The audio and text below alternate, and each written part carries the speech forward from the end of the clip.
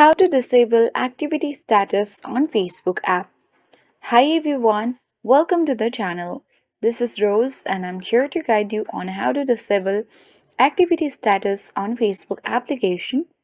Watch the video till the end and without any further ado, let's dive right into the video. First of all, launch Facebook app. Now make sure to log into your account. Tap three-line icon at top right corner of the screen. Scroll down and tap Settings. Tap on Settings option. From the Settings and Privacy page, scroll down and locate Audience and Visibility section.